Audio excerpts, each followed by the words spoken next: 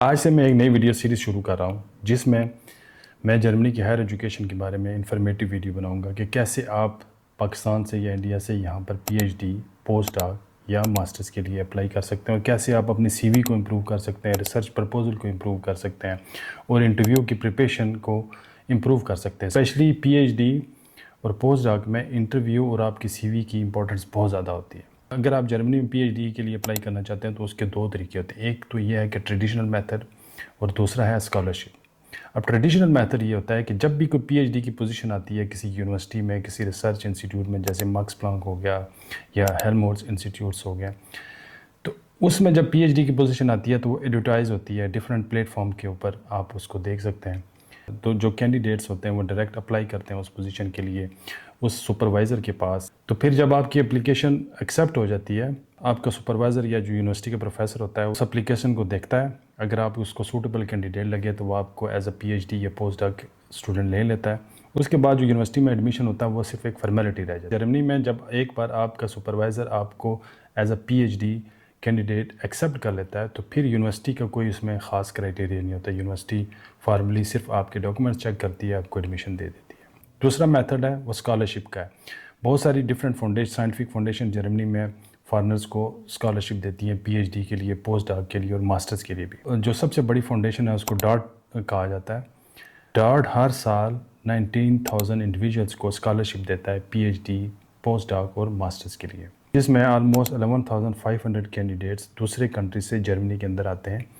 Studies کرنے کے لیے۔ صرف 2023 کا اگر ڈیٹا دیکھا جائے تو اس میں آلموسٹ 175 اسٹوڈنٹس پاکستان سے پی ایچ ڈی کرنے جرمنی آئے تھے، اور اراؤنڈ 113 اسٹوڈنٹ ماسٹر یا master leading to P H D کرنے کے لیے یہاں پہ آئے تھے، اور 2024 میں بھی آلموسٹ اتنے ہی نمبر ہیں۔ اور انڈیا سے جو لوگ ڈارٹ اسکالرشپ کے اوپر پی ایچ ڈی کرنے آئے تھے ان کا نمبر آلموسٹ 245 ہے۔ ماسٹر یا جو ماسٹر لیڈنگ ٹو جو پروگرام تھا اس میں جو لوگ آئے تھے ان کا نمبر 157 بنتا ہے۔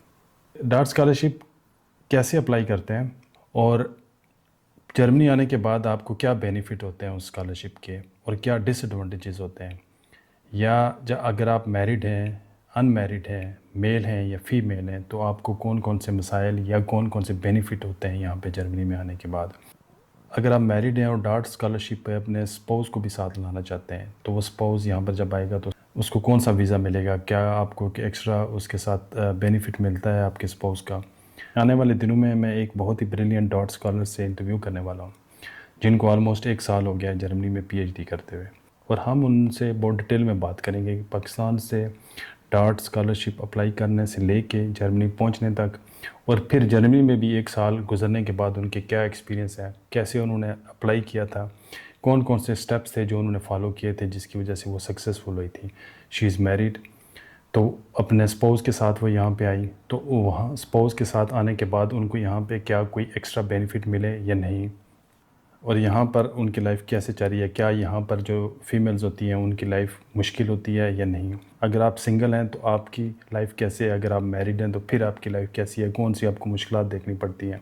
اس کے بعد میں ایک اور اپنے دوست سے انٹرویو کرنے والا ہوں جن کو آلموسٹ 3 سال ہو گئے یہاں پی ایچ ڈی کرتے ہوئے، اور انہوں نے ایک ٹریڈیشنل میتھڈ سے یہاں پہ پی ایچ ڈی میں اپلائی کیا تھا اور ایکسیپٹنس ان کو ملی تھی، اور وہ آپ آلموسٹ اپنی پی ایچ ڈی ختم کرنے والے ہیں۔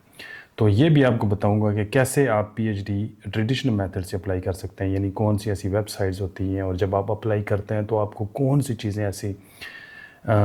دماغ میں رکھنی چاہیے تاکہ آپ کی جو ایکسیپٹنس امپروو ہو جائے۔ ہمارے گروپ میں بھی جب بھی پی ایچ ڈی یا پوسٹ ڈاک کی پوزیشنز آتی ہیں تو میں نے دیکھا ہے کہ اسپیشلی جو پاکستان سے لوگ اپلائی کرتے ہیں، ایک اچھے کینڈیڈیٹ ہونے کے باوجود ان کی سی وی، کور لیٹر اور ریسرچ اسٹیٹمنٹ جو ہوتی ہے وہ اتنی اچھی طریقے سے لکھی نہیں ہوتی، جس کی وجہ سے وہ انٹرویو کے لیے سلیکٹ نہیں ہو پاتے۔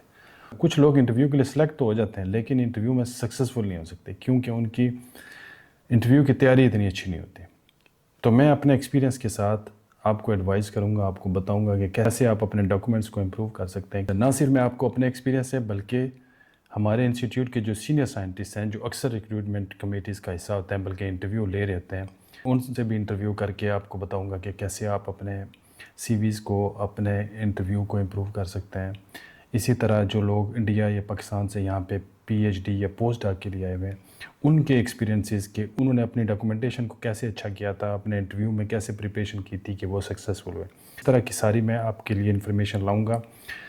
آپ کو جو ایک انفارمیشن چاہیے، اسپیسیفک انفارمیشن چاہیے، وہ کمنٹس میں آپ لکھ سکتے ہیں، ان کے اوپر بھی میں آپ سے بات کر سکتا ہوں۔ اگر آپ کو ہائر ایجوکیشن کے بارے میں انفارمیشن چاہیے، اس چینل کو سبسکرائب کریں اور فالو کریں۔